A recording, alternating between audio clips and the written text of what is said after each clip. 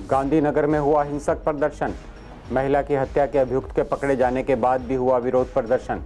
जबरदस्त पथराव से बाजार में मची भगदड़। पुलिस ने किया लाठीचार्ज और छोड़े आंसू गैस के गोले। गांधीनगर में महिला की हत्या की गुत्थी सुलझी। महिला के पड़ोसी युवक ने की थी हत्या। युवक ने कैंची से महिला का गला काटकर की थी हत्या। सोनिया विहार में पुजारी की पीट पीट कर की गई हत्या। पड़ोसियों ने कहा आरोपी मानसिक रूप से था बीमार। पुलिस ने 302 के तहत किया मामला दर्ज।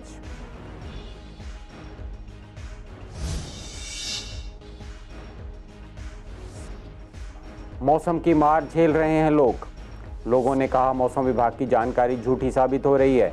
बारिश नहीं होने से उमस भरी गर्मी का दौर जारी।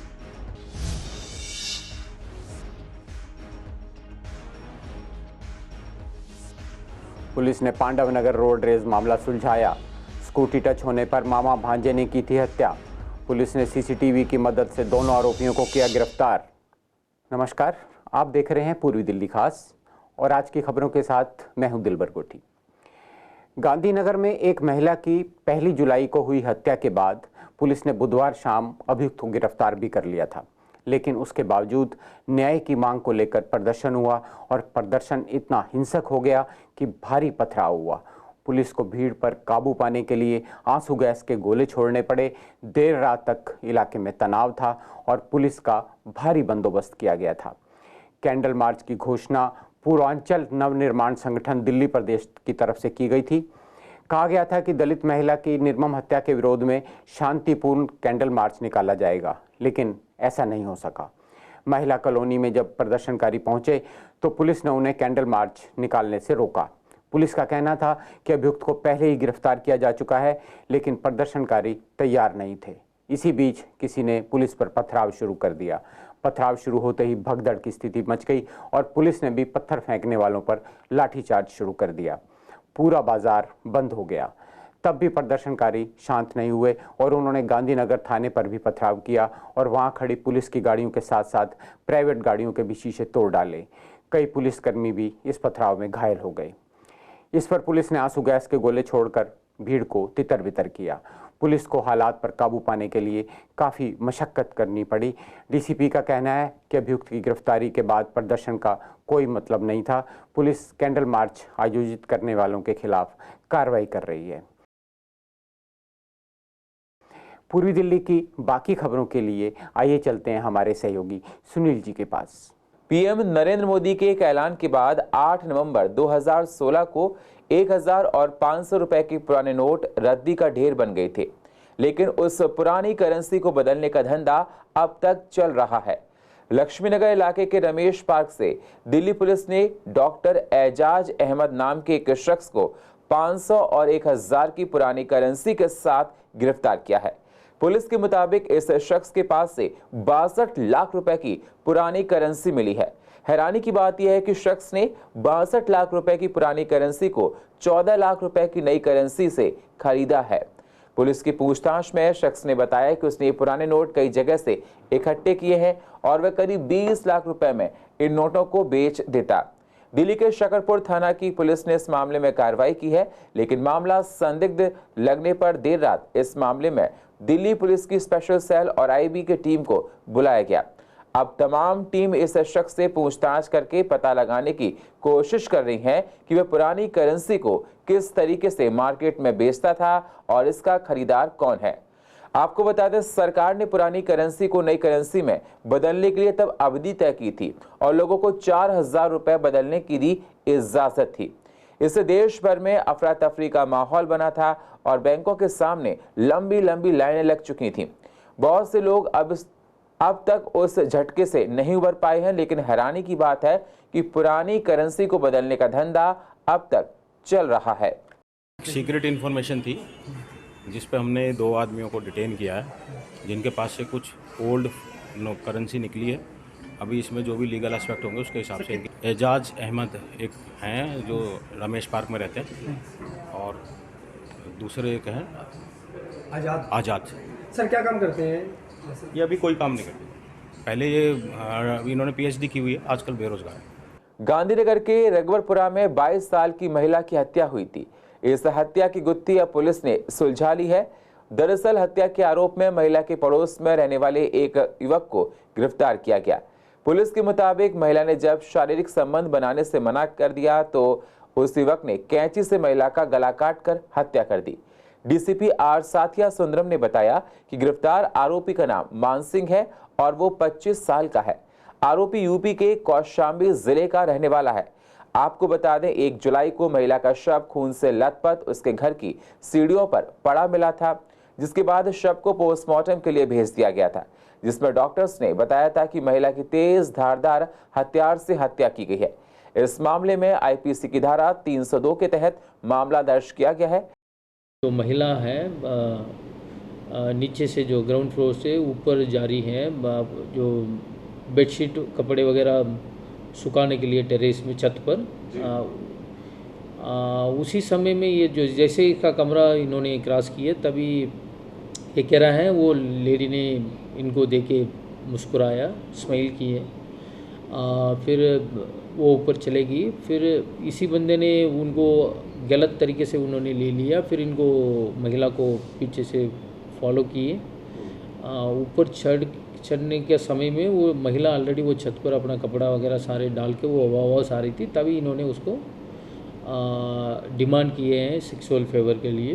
वो महिला ने बिल्कुल मना कर दी। साथ साथ इन्होंने बोला मेरा हस्बैंड को मैं बताऊंगी, आवाज़ भी चिल्लाऊंगी।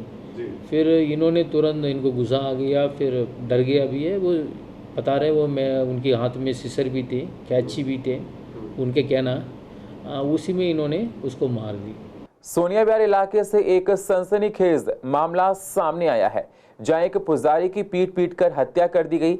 आरोपी को मानसिक तौर पर बीमार बताया जा रहा है और वो पुजारी के पास से ही रहता था, लेकिन उसने पुजारी पर पेड़ के मोटे तने से हमला कर दिया। पुजारी की उम्र 62 साल थी और वो जब तक बेहोश नहीं हो गए तब तक उसे पीटता रहा, जिसके बाद शोर शराबा सुनकर इलाके के लोग जाग गए।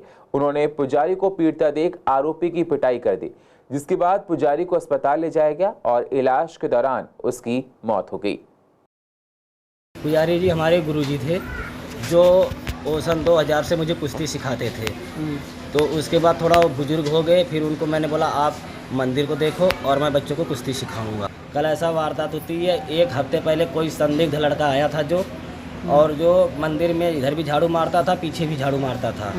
उसने जो है पूरा जो है 1 हफ्ते का ब्यौरा ले लिया कि पंडित जी कितने बजे आते हैं और ये पहलवान लोग कितने बजे आते हैं और जो है ये कितने बजे यहाँ से, पूरा उसने ब्यौरा लेके और ये साजिश रच के जो है इस काम को जो उसने अंजाम दिया है। मैं घर से जो है बाकी दिन जो है शनिवार और मंगलवार को जल्दी आ जाता था मंदिर पे और बाकी दिन मैं 5:30 बजे आता हूँ। मैं गली से ही जा रहा था, एक लड़का गाड़ी लेके आ रहा था। उसने बोला कि पंडित जी को एक ने मार के एकदम वहाँ पे उनको जो है लिटा दिया है। जब मैं भागते भागते वहाँ पे गया तो पहुँचा तो खलीफा जी जो है पार्क में पड़े हुए थे और उनके घर वाले भी उस समय मेरे से पहले पहुँच गए थे। मौसम की मार दिल्ली एनसीआर के लोग हर दिन झेल रहे हैं। मौसम विभाग ने इस हफ्ते बारिश का दौर जारी रहने की संभावना जताई थी, लेकिन ऐसा नहीं हो रहा है। उमस भरी गर्मी से लोग परेशान हैं। बारिश नहीं होने से लोग हर रोज मौसम की मार से परेशान हो रहे हैं, पसीने से तरबतर हो रहे हैं। लोगों का कहना है कि मौसम विभाग की जानकारी भी झूठी साबित हो रही है। बिल्कुल भी नहीं रहा, वेदर तो कुछ और दिखाता है लेकिन बारिश होने की बिल्कुल भी संभावना नहीं है। इतनी हीटिंग हो रही है कि किचन में घुसने का बिल्कुल मन नहीं करता, बिल्कुल भी। और बहुत गर्मी हो रही है, उमस इतने ऐसे लगते से बहुत ज़्यादा हीटिंग निकल रही है। बच्चे इतने परेशान हैं, कब बहुत मुश्किल हो रहा है, बहुत ज़्यादा बिल्कुल मौसम विज्ञान एक तरह से फेलियर है हिंदुस्तान का। 5-5 दिन की लगातार बारिश बताई जाती है, बावजूद इसके एक दिन भी बूंद नहीं गिरती है। इस तरह जनता को गुमराह नहीं करना चाहिए। गर्मी में वैसी चिलचिलाती गर्मी में जनता परेशान है, ऊपर से इस तरह गुमराह कर दिया जाता है तो लोग अपना यात्रा जो होती है वो भी कैंसिल कर देते हैं कि कहीं बारिश ना आ जाए। उनों की बात का तो जी कोई विश्वास नहीं, क्योंकि उसमें तो मोबाइल खोल के देख लो, मोबाइल में बताएंगे कि आज की बरसात है, कल की बरसात है। कभी बरसात ऐसे होती नहीं है। बहुत ज़्यादा जी, बहुत ज़्यादा आदमी, चलते हुए आदमियों को चक्कर आ रहे हैं, इतनी गर्मी के मारे हैं। अब बताओ रास्ते रोड बंद पड़े, इसको रिक्शे वाले क्या नाम है 20-20 रुपए मांगते हैं बच्चों को छोड़ने के। बहुत हो रहे हैं मैम, बच्चों के देखे इतनी घमौरियाँ समौरियाँ, सब स्कूल इतनी टाइम है, एक तो लेट स्कूल है, सुबह होता तो सही रहता है ना कम से कम, इसलिए बहुत दिक्कत हो रही है मैम। नहीं रहा, झूठ निकल रहा है, जब तक बोले कहाँ निकला, 6 जून निकल गया, 6 जुलाई, कहाँ हुआ बारिश। अब बिल्कुल नहीं हो रही है साहब, हर आदमी परेशान है, इतना परेशान है, काम को भी दिक्कतें हो रही है कि काम करने हो, कहीं मजदूरी करने जाओ तो उस पर बेचारा वो तो काम कराएगा, पैसे देगा, अब अपनी हालत इतनी खराब है जिसके कोई जवाब नहीं है। पांडव नगर रोड रेंज का मामला पुलिस ने सुलझा लिया है। 4 जुलाई को पांडव नगर में एक स्कूटी सवार अपनी दुकान से घर जा रहा था, तभी एक युवक के पैर पर स्कूटी चढ़ी और दोनों में गाली गलौज हो गई। गाली गलौज में स्कूटी सवार पीयूष ने अपने भांजे को फोन करके वहां बुलाया, जिसके बाद झगड़ा इतना बढ़ गया कि पीयूष के हाथ में से एक पेंसिल छीलने वाला नुकीला ब्लेड था, उसने उस ब्लेड से निखिल के सीने में वार कर दिया। सीने में नुकीली चीज लगते ही निखिल वहीं गिर पड़ा और मौके से मामा भांजे फरार हो गए। वहीं निखिल को जब अस्पताल ले जाया गया तो डॉक्टर ने उसे मृत घोषित कर दिया। पुलिस ने सीसीटीवी की मदद से दोनों आरोपियों को धर दबोच लिया है। 1 जुलाई से सिंगल यूज प्लास्टिक पूरी तरह से बैन हो चुकी है, जिससे कि लोगों को काफी परेशानियों का सामना करना पड़ रहा है। दुकानदारों ने कहा कि प्लास्टिक बैग्स बैन किए जाने से, लेकिन उससे पहले कोई और अल्टरनेट निकालना था, मतलब कोई विकल्प निकालना था। कपड़े के बैग महंगे पड़ते हैं, ग्राहक उनको खरीदते नहीं हैं। हम या तो बैग्स फ्री देने लगें या अपनी चीज़ों के रेट्स रिवाइज करने होंगे। घर से बैग लेकर चलना अभी इसमें समय लगेगा। प्लास्टिक की थैली जहां बन रही है, सरकार को पहले इस पर बैन लगाना होगा, जिससे कि थैलियां ना बनेंगी और ना ही मार्केट में आएंगी। दुकानदारों के चालान काटे जाते हैं, लेकिन रेडी पट्टी वालों की तरफ किसी का ध्यान नहीं जाता है, जो कि अभी भी प्लास्टिक की थैलियां दे रहे हैं। ग्राहकों ने भी कहा कि प्लास्टिक बंद होनी चाहिए, लेकिन अभी लोगों को आदत नहीं है कि घर से बैग ले जाने की, भूल जाते हैं घर से निकलते समय, और कई बार उस समय हमारे पास बैग नहीं होता है। तो ऐसी प्रॉब्लम्स तो सभी के साथ आ रही हैं, इसलिए अभी थोड़ा समय लगेगा। मैडम प्रॉब्लम पहले ये है कि गवर्नमेंट ने सब्स्टिट्यूट नहीं दिया कोई भी। मार्केट में आप सब्स्टिट्यूट प्रोवाइड करवाइए तो दुकानदार के लिए भी प्रॉब्लम नहीं है, हम पॉलिसिंग बंद कर देंगे, लेकिन उसका सब्स्टिट्यूट अवेलेबल होना चाहिए मार्केट में। जो गवर्नमेंट के नॉर्म्स हैं कि आप 100 माइक्रॉन से या 120 से ऊपर के चलेंगे, वो कहीं भी मार्केट में अवेलेबल नहीं है, और उन्होंने सब कुछ 1 तारीख से बैन कर दिया। अब कस्टमर सामान लेने आ रहा है तो वो घर से नहीं आ रहा, रास्ते में से आ रहा है, तो वो अपना बैग कैसे लेके आएगा। और दूसरी बात ये है कि कुछ भी क्लियर नहीं है कि ये चीज़ अलाउड है और ये नहीं अलाउड है। आप मैन्युफैक्चरिंग बंद करा दीजिए ना, मैन्युफैक्चर हो रहा है और दुकानदार का चालान कट रहा है, तो ये तो कोई सिस्टम नहीं है। देखिए आप आज देखिए, आप सेल बंद करा दीजिए तो हमारे पास क्या आएगा, ना हमारे पास भी नहीं आएगा, हम भी दुकान से ही खरीदते हैं, अभी भी दुकानों पे बिक रहा है सब कुछ। हमें जान के हैरानी होगी 80% उत्पादन प्लास्टिक का गुजरात में होता है। उस उत्पादन को बंद कर दो ना। अगर उत्पादन बंद हो जाएगा तो हमारे पास वो माल नहीं आएगा, माल नहीं आएगा तो कंजम्पशन नहीं होगा। जैसे सपोज अगर मैं आज बच्चों को ये कहूँ कि शराब नहीं पीनी और घर में शराब की बोतल ला रहा हूँ, तो क्या वो रुक पाएंगे? घर में ना शराब की बोतल आएगी, ना कंज्यूम होगी, ना प्लास्टिक का उत्पादन होगा, ना कंजम्पशन होगा। तो पहले प्रोडक्शन रोके, फिर उसकी कंजम्पशन रोके। और यहाँ पे नमकीन, बिस्कुट और सब कुछ मिलता है। मैं उसे कहूँगा कि 250 ग्राम नमकीन दे दो, आधा किलो बिस्कुट दे दो, 1 किलो मट्ठी दे दो, तो मैं हाथ में कैसे उठा के लेके जाऊँगा? तो मुझे घर से एक रिकॉल होगा कि मैं ये उठा नहीं पाऊंगा, कैरी नहीं कर पाऊंगा, तो मैं एक कपड़े का थैला या जूट का थैला वो लेकर के आऊँगा, तो मैं उसे लेकर चलूँगा। क्योंकि आज मैं जब पानी की बोतल उठा सकता हूँ, मास्क ले सकता हूँ, तो एक थैला भी उठा सकता हूँ। थैला लाना इंसान भूल जाता है, पर फिर जैसे देते हैं वैसे ले लेते हैं। हम थैली के लिए वो नहीं करते कि हमें थैली दीजिए, उसके लिए कंपटीशन उनको कंपेल नहीं करते हम लोग। आजकल पानी लिक्विड चाहिए, जैसे आजकल रियल जूस जैसे गत्ते के डिब्बे में आता है, वैसे वो ऑप्शन सही है। ऐसी ही चीज़ लिक्विड अगर उसमें आ जाए तो ले जाने में कोई प्रॉब्लम। इस महीने जब लोगों को बिजली बिल मिल रहे थे तो लोग इनको देखकर परेशान हो रहे हैं। बिल पिछले महीनों से ज़्यादा है। दरअसल राजधानी में PPAC यानी कि पावर परचेज एडजस्टमेंट कॉस्ट 4% तक बढ़ा दी गई है, जिसको लेकर बिजली के बिल बढ़े हुए आने से लोगों को चिंताएं लगातार बढ़ती जा रही हैं। RW ने कहा कि इस बारे में हम लगातार एक टीम बनाकर अधिकारियों से मिल रहे हैं, लड़ाई भी चल रही है, लेकिन इस पर कोई ध्यान नहीं दे रहा है। ऐसे में भविष्य में रेट्स और भी बढ़ सकते हैं। साथ ही लोगों ने कहा कि सरकार लोगों को बेवकूफ़ बना रही है। इलेक्शन के समय बिल नॉर्मल आते हैं और आगे पीछे बढ़े हुए रेट्स के बिल लोगों पर 3 गुना महंगाई की मार पड़ रही है। अभी जो बिल बढ़ के आ रहा है वो पीपीएसी में हाइक है, पावर परचेस एडजस्टमेंट कॉस्ट जो होती है उसको 2% बढ़ा दिया गया है, जिस वजह से थोड़ा सा इम्पैक्ट लोगों के बिलों के ऊपर आ गया है। अब देखना असल में ये है कि जो अगला टैरिफ ऑर्डर आ रहा है, जो अभी तक होल्ड है, वो कई कारणों से होल्ड पे है और हम उसी का ही डर लग रहा है सबको कि उसमें क्या इम्पैक्ट आने वाला है लोगों के ऊपर, कितना बढ़ने वाला है।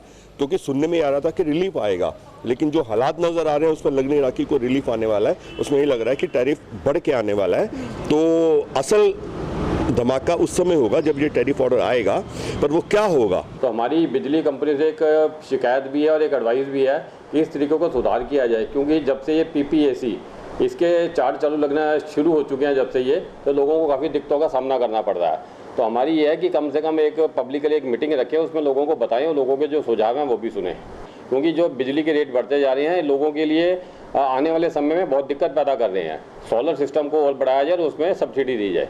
देखिए, जहाँ तक जो अब बढ़े हुए बिजली के रेट आ रहे हैं, हम तो इसी नज़रिए से देखेंगे कि जब देश के अंदर या अपनी दिल्ली के अंदर चुनाव होते हैं, तो चुनाव से जस्ट 4-5 महीने के पहले के अगर आप बिल उठा के देखेंगे ना, तो आपको नॉमिनल बिल नजर आएंगे।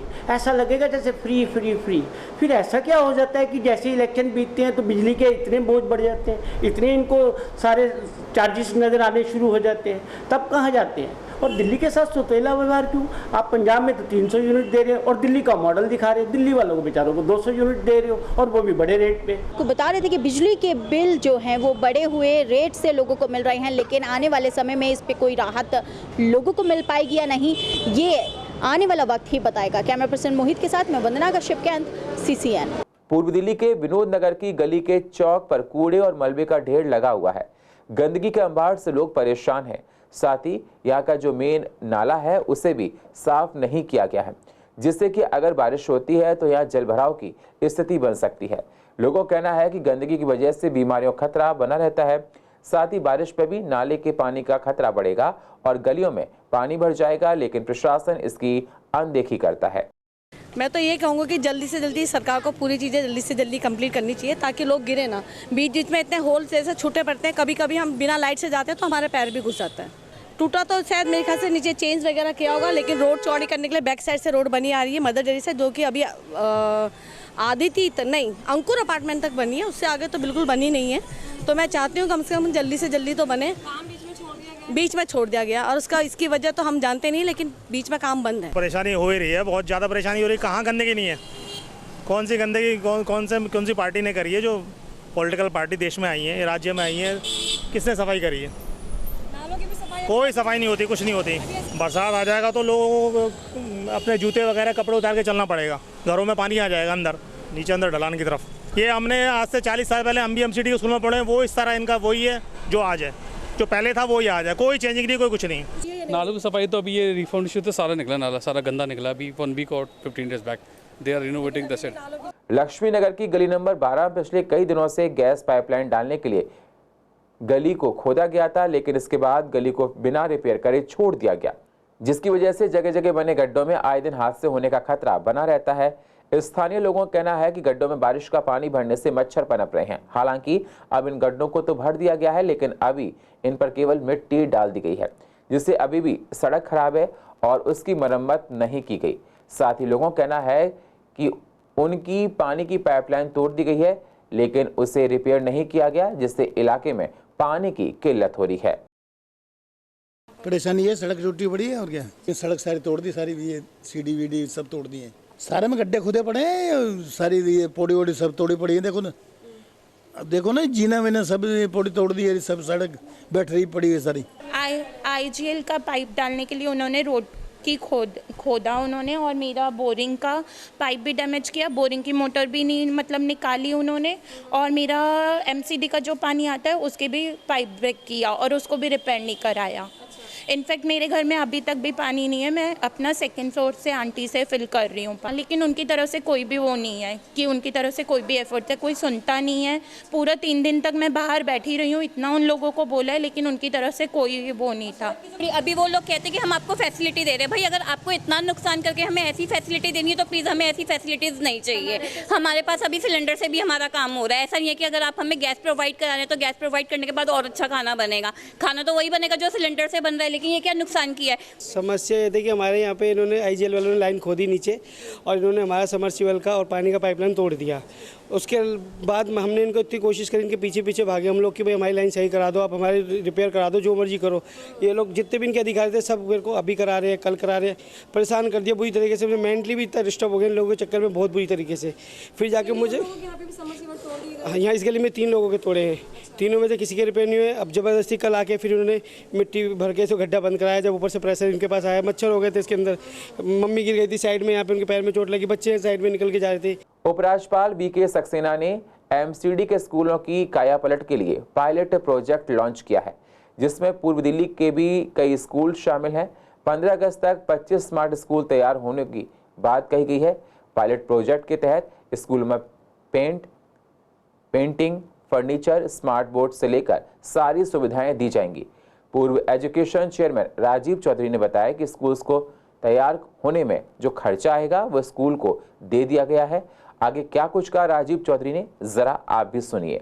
गवर्नर साहब ने 25 स्कूलों को पायलट प्रोजेक्ट के रूप में लिया है। तो JK सीमेंट उसमें फाइनेंशियली मदद करने जा रहा है। JK सीमेंट उसमें smart board, dual desk, school में बैठ टीचर के लिए फर्नीचर, वो सारी चीज़ें प्रोवाइड कर रहे हैं। उनकी थीम भी अलग होगी। इसी तरह हमारी जो MCD सरकार है वो भी उसमें बहुत सारे स्कूलों में डेवलपमेंट करने जा रहे हैं। हमने जितने भी स्कूल हैं उनके मेंटेनेंस के लिए जो 10 कमरे हैं उनको 75,000 रुपये, और जो 15 कमरे हैं उनको 1.25 लाख रुपये, और जो उससे 15 कमरे से ऊपर है उनको 1.5 लाख रुपये सभी स्कूलों को प्रोवाइड करा दिए गए हैं, जिसमें उनकी मेंटेनेंस का काम, जो भी छोटी मोटी रिपेयर का काम है वो हो सके, और बेहतर तरीके से प्राइमरी एजुकेशन को करने को लेकर गवर्नर साहब का कदम है, इसकी खुशी सराहना करनी चाहिए। दिल्ली सरकार के स्कूल में SMC मेंबर्स की मीटिंग बुलाई गई, जिसमें विधायक SK बग्गा सहित स्कूल प्रिंसिपल, SMC मेंबर यानी कि स्कूल मैनेजमेंट कमेटी के मेंबर्स और स्कूल के टीचर्स मौजूद रहीं। ये मीटिंग इसलिए बुलाई गई ताकि स्कूल में होने वाली दिक्कतें और बच्चों की समस्याओं का समाधान हो सके, जिसके लिए SMC मेंबर्स को कई तरह की जिम्मेदारियां सौंपी गई हैं। उनके सुझाव भी लिए गए हैं। देखो, कुछ चीज़ें होती हैं जो मैम हमें बताती हैं स्कूल में क्या क्या दिक्कतें आ रही हैं, वो दिक्कतें हम शेयर करते हैं आपस में, वो दिल्ली सरकार पर जाती है। और कुछ बातें हमें पेरेंट्स बताते हैं, जो भी दिक्कतें बच्चे बताते हैं हम उनसे बात करते हैं, तो वो डिस्कस हम क्लास मतलब मैम को बताते हैं, तो वो प्रॉब्लम सॉल्व करते हैं। हमारी जिम्मेदारियाँ बहुत ज़्यादा होती हैं इस चीज़ के लिए, क्योंकि हमारे खुद के बच्चे इन स्कूलों में आते हैं पढ़ने के लिए, तो जो परेशानी होती है, दिक्कत होती है, बच्चे हमसे ही आकर के डिस्कस करते हैं सबसे पहले। तो इसीलिए पेरेंट्स को ही SMC के तौर पर चुना गया है कि ये वेस्ट जो कंप्लेंट होती है स्कूलों की, कोई दिक्कत है, कोई परेशानी है, तो ये अच्छे से कर सकते हैं। देखिए, वैसे जो SMC मीटिंग्स होती हैं ये महीने में 2 बार होती हैं, इसका प्रोविज़न है गवर्नमेंट की तरफ से। लेकिन स्कूल के वेलफेयर के लिए कभी कभी हमें 2 से ज़्यादा भी मीटिंग्स हमारी हो जाती हैं। इस मीटिंग का मेन पर्पज़ होता है कि स्कूल के अंदर जितने भी वेलफेयर एक्टिविटीज़, स्कूल में जो भी एक्टिविटीज़ हो रही हैं, चाहे वो बच्चों की पढ़ाई से संबंधित हो या कोई भी इशू हो, जैसे कि स्कूल के अंदर कोई इंफ्रास्ट्रक्चर से रिगार्डिंग काम करना हो या बच्चों को कोई समस्या हो रही हो, कुछ भी हो रही हो, तो पहले हम उसका एजेंडा वगैरह रख लेते हैं कि एजेंडा क्या क्या प्रॉब्लम्स हैं, फिर उन मीटिंग्स के आके उन एजेंडा पे डिस्कस करते हैं और आगे वर्क करते हैं। मेरे यहाँ 19 स्कूल है मेरी विधानसभा में। SMC की मीटिंग एक भी मैंने मिस नहीं की, सारी मीटिंग अटेंड करता हूँ और SMC के मेंबर से समस्याएं पूछते हैं, हम समस्याओं को दूर करते हैं। अभी भी देखिए आप लोग बैठे हुए हैं, पेरेंट्स बैठे हुए हैं, प्रिंसिपल बैठी है, उनके इंचार्ज बैठे हुए हैं, तो बड़ा अच्छा लग रहा है मेरे को। मैं कोई भी मीटिंग अभी तक मिस नहीं की, ना करूँगा, जिससे समस्याओं का समाधान हो। पूर्व दिल्ली के भोलानाथ नगर के समुदाय भवन में आने वाले त्योहारों को लेकर एक मीटिंग रखी गई, जिसमें पुलिसकर्मी सहित DCP मौजूद रहे। ये मीटिंग हिंदू, मुस्लिम, सिख, ईसाई संस्था द्वारा रखी गई। इस मीटिंग में ईद को लेकर निर्देश जारी किए गए कि नॉनवेज की खुले में कटिंग ना करें। साथ ही 2 सालों के बाद अब कावड़ यात्रा शुरू होगी और 15 अगस्त के लिए लोगों को एहतियात बरतने के निर्देश जारी किए गए हैं।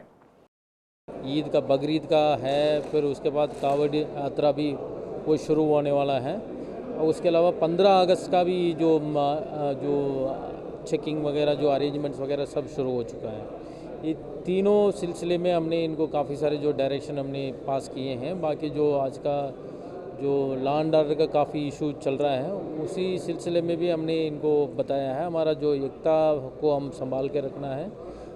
कोई भी रूमर्स हो या कोई भी इशू हो तुरंत पुलिस को इन्फॉर्म करना है। सोशल मीडिया पोस्ट अगर कोई भी कुछ निकल के आ रहा है तो तुरंत उसी के ऊपर विजिल रखना है, पुलिस को इन्फॉर्म करना है। कोई भी रूमर्स को हम तुरंत बिलीव नहीं करना है। उसका सच्चाई क्या है वो पता करके पुलिस को इन्फॉर्म करके उस हिसाब से वो कानून की कार्रवाई करनी है। हर त्यौहार से पहले, आने वाले त्यौहार से पहले और हर ऑफिसर के आने के बाद हम लोग मीटिंग कराते हैं, इंट्रोडक्शन मीटिंग कराते हैं, लोगों को उनकी जिम्मेदारी समझाते हैं, बताते हैं। और जब आड़ा वक्त आता है तो लोग खुद ब खुद खड़े होते हैं, चाहे वो नाइट पेट्रोलिंग का मामला हो, त्योहारों पर हो। जब हमारे हिंदू भाइयों के त्यौहार आते हैं मुसलमान खड़े होते हैं, जब मुसलमान भाइयों के त्यौहार आते हैं हिंदू भाई हमारे खड़े होते हैं। समाज के जिम्मेदार नागरिक होने के बाद हमारी भी जिम्मेदारी बनती है कि पुलिस के साथ खड़े होकर के सहयोग करें। और पुलिस ने भी अपना बता कि हम लोग भी किसी तरह के कोई भी अगर उपद्रवी होगा, कोई भी शरारती तत्व होगा, किसी ने भी कुछ ऊंच नीच किया तो उनको बख्शा नहीं जाएगा। अब ये बकरीद और कांवड़ यात्रा भी सबसे पहले आ रही है। अभी देखिए उसका इंतजाम के इस विषय में यहाँ चर्चा हुई। बहुत अच्छे से पुलिस ने भी अपने इंतजाम का बताया किस तरह से व्यवस्था रहेगी और समाज के लोगों का भी रहा कि उनकी भी भागीदारी रहेगी। और यही आज उसको लेकर के एक बैठक का आयोजन का अवसर। और पूर्व दिल्ली की अधिक जानकारी के लिए आप YouTube पर जाकर CCN लाइव को सब्सक्राइब करें और फ्रेश अपडेट लेते रहें। और फिलहाल पूर्व दिल्ली खास में इतना ही। बाकी खबरों के लिए आप बने रहिए CCN के साथ। तब तक के लिए नमस्कार।